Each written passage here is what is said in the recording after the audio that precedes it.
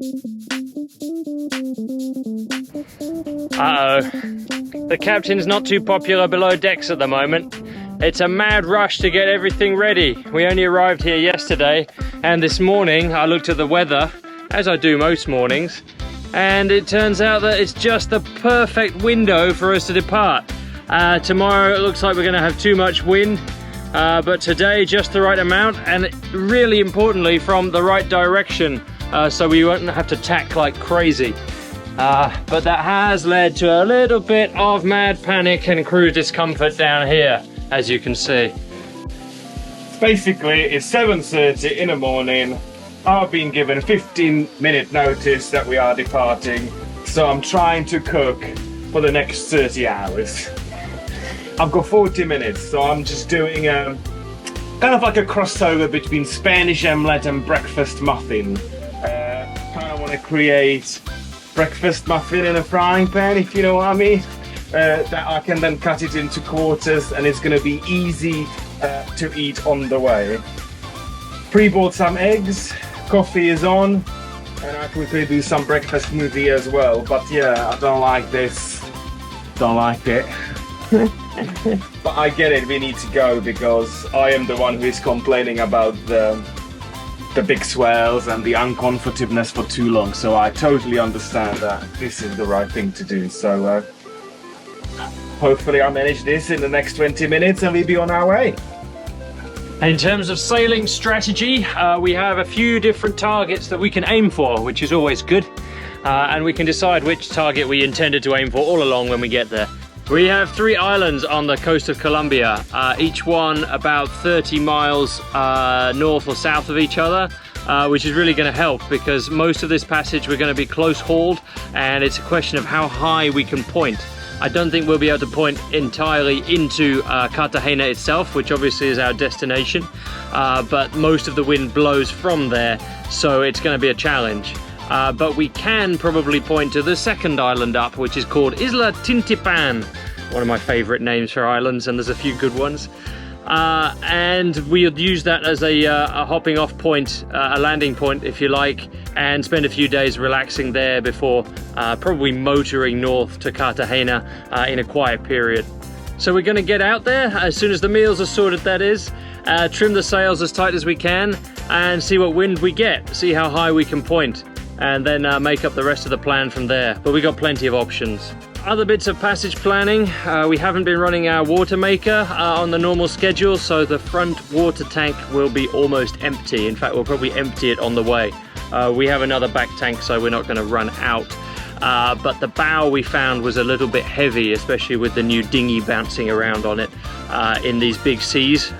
So hopefully that will make things a little bit lighter. There may also be a bit of motoring involved in this part of the passage because we're erring on the side of caution with the winds that we have, so we'll end up using a bit of diesel, I think. We haven't used any right now out of Shelter Bay. So I'm gonna switch to the forward diesel tank again to take some weight off the bow. So hopefully we should be pretty light up front and not slamming too much. That's the plan. Just need to get underway now. Oh, it's looking lovely. Spanish omelette slash American breakfast muffin. That will do. Cut it in quarters. Lovely passage snack. Special passage, special breakfast. Yeah. I've never had an omelette in a muffin before. I like the sound of it. You haven't lived yet. You wait when we get to Colombia. Right, quick shower and we go. Yeah, let's do it. Well, this was insane. About hour and 20 minutes turnaround. Breakfast sorted, coffee done, that muffin thing for the passage, and also some crackers and cheese pre-cut and packaged in the boxes for the journey. 2 showers later and we are on our way. This is what it's called, the best marine planning. My ears are burning. Was that one for me? Literally this morning, just before 7, right, this is the moment we need to leave now. I'm like, what? Anyway, fingers crossed. Please, please, all gods, I'm gonna be good boy now. Make this passage go fast and let it be a good one. See, that was a little prayer. Who to, we will never know, but a little prayer. I was secretly looking down below. You know me, right? Down to the galley, always eyes on the galley. The devil down there. Yeah, that's just the way it goes, I think. The forecast that we've been working with has been changing really quite a lot, mainly the wind angle every day quite dramatically, to the point where if we'd have set off yesterday, we couldn't have sailed at all. We just couldn't have pointed as high as we needed to. Today, though, the wind has a lot more northerly direction to it, so hopefully that'll allow us to go close hauled and make a bit of progress to the north, which is what we need to do. I got a couch ready, so maybe if it's too rough, we sleep here, or we will sleep in our regular aft cabin, you never know. And a worst case scenario, we get the dog beds and we put them here on the floor and we just sleep on the floor. Let's see.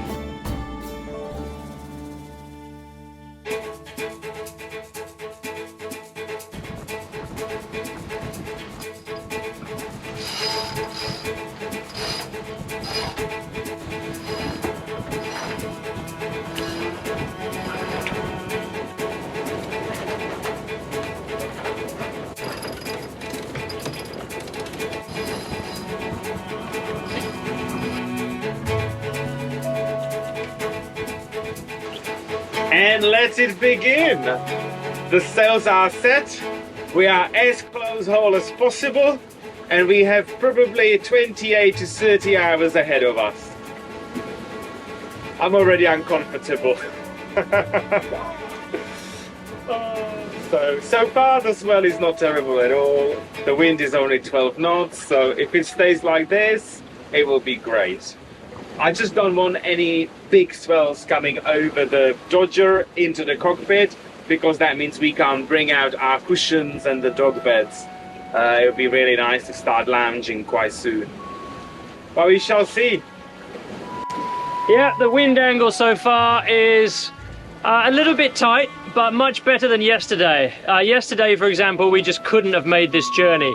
But we got about 20 more degrees of north in the wind, which has made all the difference. We're just doing a bit of tight navigation as we leave the Sandblast Islands and work our way through the few remaining reefs. And as soon as we get into deep water, then the captain can relax.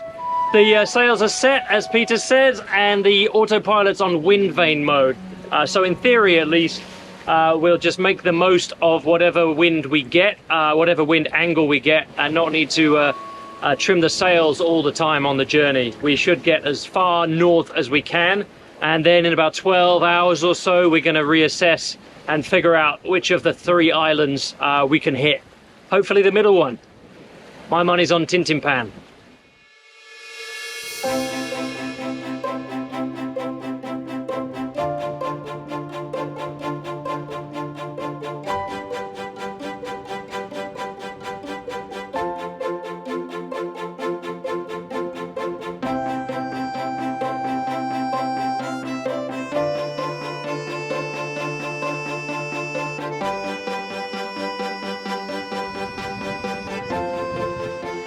So far so good. First 15 miles under the keel. It is actually quite comfortable considering it's upwind sail. If it continues like that for the rest of the journey, it will be fantastic. The sea is calm enough that we don't have any spray coming over to the cockpit, so even the sleeping situation would be quite pleasant, and we can just sleep in a cockpit if we want to. Only time will tell. 131 miles to go. Perfect conditions so far. Really good wind. It's just the right strength to keep the boat moving fast. Not quite whole speed, but very comfortable. And the sea state is beautiful. Hardly any slamming. If I had to have my pick, I would choose a little bit more northerly direction, but it's fine. We'll make do with this.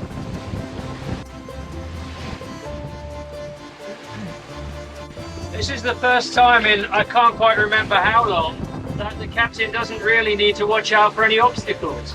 We've just sailed into deep water, the depth sounder has stopped sounding, anything so the captain can relax. Sails are set, the autopilot's on bit fade mode. Just see what happens really. Until I start pressing buttons, changing courses, because I wanted to go downwind, didn't I? Shall I make this boat go downwind now? We would end up back in Panama. Never wanted to leave anyway, did I? Downwind, straight back onto the reefs. You watch him.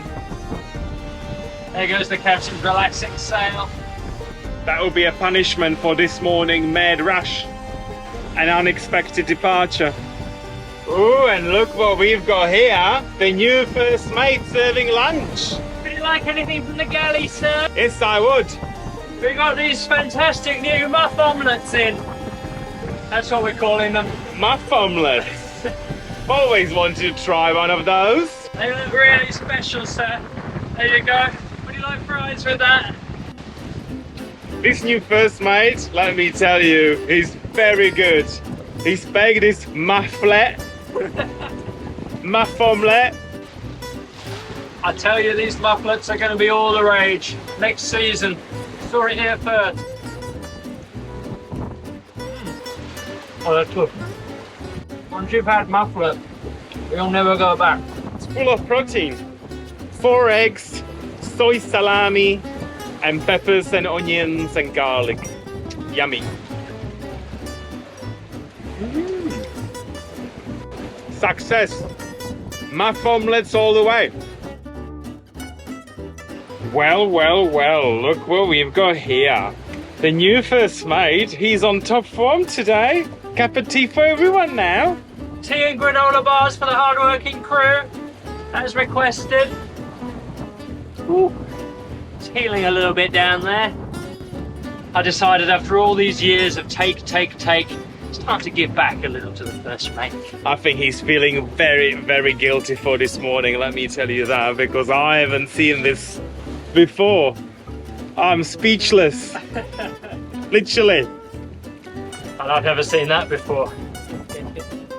Yeah, so far so good. The wind is calming down, the sea's with it. We haven't had really a hint of any spray over the side. And I'm just debating how long we're going to have this for before Captain's engine starting finger's going to itch. Yeah, according to the weather forecast, we should lose the wind this afternoon. So we're going to be motoring like crazy north so that we can correct our course. But for now, let's enjoy that tea, eh? Quite civilized for upwind sailing. I know. Having high tea on upwind sailing. I didn't think that's gonna happen. That's just what happens when you give the captain a bit of leeway to go offshore. There's nothing else for him to do. Might as well make himself busy serving the crew.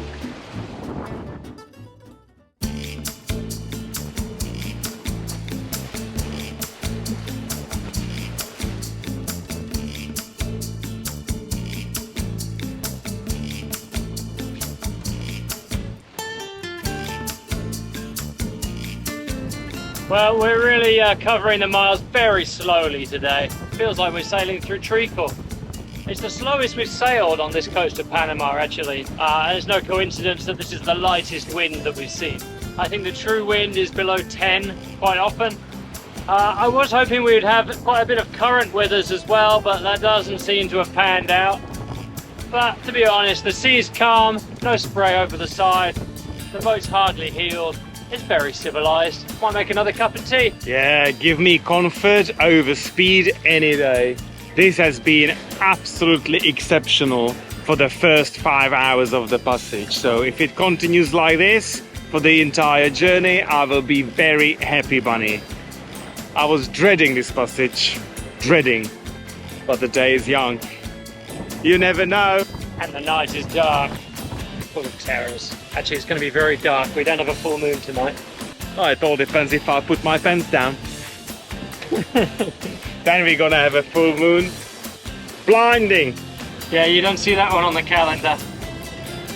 It's unexpected. You don't want to navigate by that one either.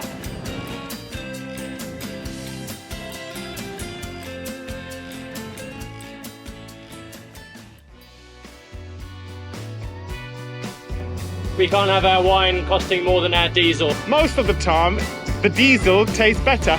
Special thanks in this episode go to all of our patrons for fueling the captain's new cheap second mate fund. Champagne for everyone. Thank you so much, and here's to you. If you've been enjoying our episodes and want to fuel the first mate's bad behavior in the Caribbean, then follow the link on screen to find out more. See you next time.